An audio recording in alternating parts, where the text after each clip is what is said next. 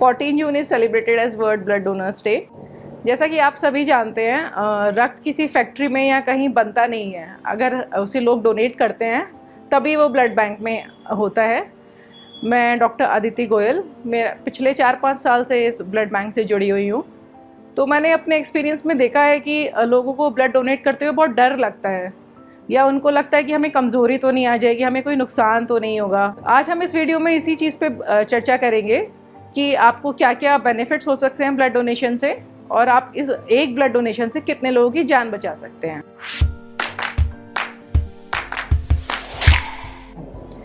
World health organisation के according काफ़ी anaemia के पेशेंट्स, सिकल सेल अनीमिया के पेशेंट्स और कैंसर पेशेंट्स, इन सब की जानें चली जाती हैं सिर्फ रक्त ना मिलने की वजह से। टाइमली ब्लड उनको नहीं अवेलेबल हो पाता है। तो चलिए जानते हैं इस वीडियो में आगे कि आप ब्लड डोनेट अगर करते हैं तो आपको क्या क्या बेनिफिशियल इफ़ेक्ट्स हैं या क्या हार्मफुल इफ़ेक्ट्स हो सकते हैं, कौन लोग ब्लड डोनेट कर सकते हैं, कौन नहीं कर सकते, और जो आपके द्वारा ब्लड डोनेट किया जाता है उसको आगे किस किस पेशेंट के लिए हम यूज़ कर सकते हैं। चलिए पहले कौन लोग ब्लड डोनेट कर सकते हैं। कोई भी व्यक्ति जो पूर्णतः स्वस्थ है, 18 से 65 वर्ष की आयु का है, वो ब्लड डोनेट कर सकता है। अब उसके लिए आप पहले ब्लड बैंक में जाएंगे तो एक रिक्विजिशन फॉर्म होता है, उस पर सारी डिटेल्स होती हैं, उसको आपको वो ऑनेस्टली भरना है। उसमें आपके सारे हेल्थ रिलेटेड क्वेश्चंस होते हैं, जैसे कि आपको कोई लंबे समय से बीमारी ना हो, कोई कैंसर पेशेंट नहीं रहा हो, या कुछ भी लॉन्ग टर्म इफेक्ट्स जैसे थायराइड, डायबिटीज़, ऐसा कुछ कोमॉर्बिडिटी नहीं है। हालांकि मधुमेह के रोगियों का ले लेते हैं अगर वो इंसुलिन पे नहीं है। तो वो लोग जिन्होंने कभी भी ब्लड डोनेट नहीं किया है और वो 60 साल से ऊपर हैं, सपोज करो 62 साल के हैं, वो आप ब्लड डोनेट नहीं कर सकते। फर्स्ट टाइम डोनेशन के लिए आपकी एज 60 साल चाहिए या उससे कम होनी चाहिए। ब्लड डोनेशन के लिए जो minimum level of haemoglobin required है वो 12.5 है, और नॉर्मली ये लोगों का होता है, ऐसा नहीं कि बहुत कम लोगों का होता है, बट फीमेल्स में थोड़ा कम रहता है क्योंकि उन माहवारी और उन सब की वजहों से अनेमिक ऑलरेडी होती है इंडियन फीमेल्स। जो मिनिमम वेट क्राइटेरिया है वो 45 kgs है। अगर आपका वेट 45 किलो है तो आप ब्लड डोनेट कर सकते हैं। ब्लड डोनेशन के टाइम 350 ml से लेके 450 ml तक का ब्लड हम लेते हैं एक बार में, according to the weight of the donor. जो 45 से 55 kg तक के वेट के हैं उनसे 350 लेते हैं, जो 55 किलो से ऊपर के हैं उनसे 450 भी लिया जाता है। जो ये ब्लड हम लोग कलेक्ट करते हैं, इसके बाद इसकी प्रोसेसिंग होती है ब्लड में, जैसे कि कंपोनेंट, डिफरेंट कंपोनेंट्स होते हैं, उससे एफएफपी बनाते हैं, पीआरबीसी बनाते हैं और प्लेटलेट्स बनाते हैं। किसी को पीआरबीसी चाहिए होगा, किसी को एफएफपी चाहिए होगा, किसी को प्लेटलेट चाहिए होगा। तो रिक्वायर्ड पेशेंट्स को रिक्वायर्ड अमाउंट ऑफ यूनिट चली जाएगी। इससे एक, तभी बोलते हैं एक रक्तदान बचाए 4 की जान। एक बार आपने अगर डोनेट कर दिया तो आप दोबारा 3 महीने बाद दोबारा डोनेट कर सकते हैं। बिल्कुल हेल्दी है, आपको कोई भी नुकसान इससे नहीं है। ये मेल्स के लिए है, और जो फीमेल्स हैं वो 4 महीने बाद दोबारा डोनेट कर सकती हैं। तो लोगों का सबसे बड़ा जो मिथ मैंने देखा है वो ये कि अरे हम कैसे ब्लड डोनेट करें, हम तो कमज़ोर हैं। मतलब मैंने देखा कि लोग अपने सगे रिश्तेदारों के लिए, वाइफ के लिए, पेरेंट्स के लिए ब्लड डोनेट करने से कतराते हैं। उनका सिर्फ यही होता है कि हम तो कमज़ोर हैं, मुझे काम पे जाना है, मैं काम कैसे करूँगा, कमज़ोरी आ जाएगी। तो इससे कोई कमज़ोरी नहीं आएगी। जिस दिन आप ब्लड डोनेट करते हैं उस दिन आपको एडिक्वेट रेस्ट लेना है। कोई भी heavy workout, heavy exercise, running कुछ नहीं करना है। डाइट आपको अच्छी लेनी है, अल्कोहल अवॉइड करना है, स्मोकिंग अवॉइड करनी है, और हो सके तो लिक्विड्स जितना ज़्यादा ले सके उतना लीजिएगा। तो आपको रिकवर होने में मैक्सिमम 24 आवर्स लगेंगे। जो ब्लड वॉल्यूम आपकी बॉडी से निकाला गया है 350 और 450 ml, उसको रिकवर होने में हार्डली 24 आवर्स लगेंगे। बट डोनेशन के लिए आपको 3 महीने वेट करना है। ब्लड में और भी कई सारी चीज़ें हैं, प्रोटीन्स हैं, कोगुलेशन फैक्टर्स हैं, उनकी कमी पूरे होने के लिए 3 महीने लगेंगे, ताकि वो रिप्लेनिश हो जाएगा तब तक। अब हम बात करते हैं कि डोनर को इसके क्या बेनिफिट्स हैं। सबसे पहले तो ये एक सोशल कॉज है, आप किसी की हेल्प कर रहे हो। सेकेंडली, इससे आपकी बॉडी में नए सेल्स जनरेट होते हैं। थर्डली, ये प्रूवन है कि इससे कार्डियक अरेस्ट का रिस्क कम होता है, ये प्रूवन है स्टडीज़ में। फोर्थली, आपके कोलेस्ट्रॉल लेवल्स इसमें मेंटेन रहते हैं।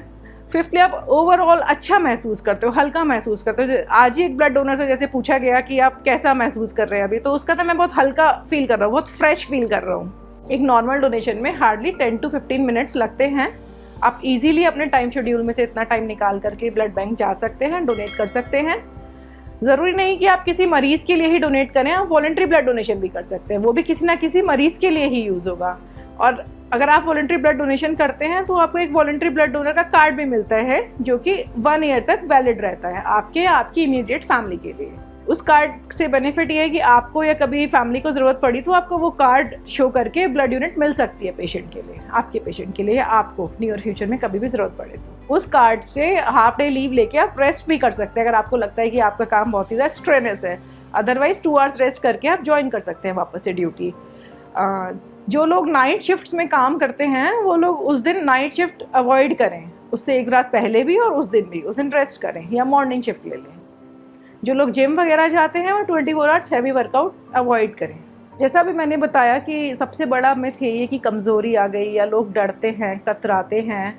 कतराने की ज़रूरत नहीं है। हालांकि मेरा एक्सपीरियंस है कि जस्ट आफ्टर डोनेशन जो फर्स्ट टाइम ब्लड डोनर्स है स्पेशली, उन्हें चक्कर आना या उल्टी होना ऐसी समस्या आ जाती है, या थोड़ा बहुत बेहोशी हो गई। तो ऐसा नहीं है कि हम कभी हो ही नहीं सकता किसी को, बट उसके लिए आप प्रिकॉशंस ले सकते हैं। जैसे आप 2 घंटे तक ड्राइविंग ना करें, इमीडिएटली झुके नहीं। जैसे हम लोग डोनर्स को कभी ये नहीं बोलते आप जूते उतारो, हम उनको एज इट इज़ लेटाते हैं काउच पे, क्योंकि जब वो उठेगा तो बेंड होगा जूते पहनने के लिए, तो उस टाइम चक्कर आ सकता है।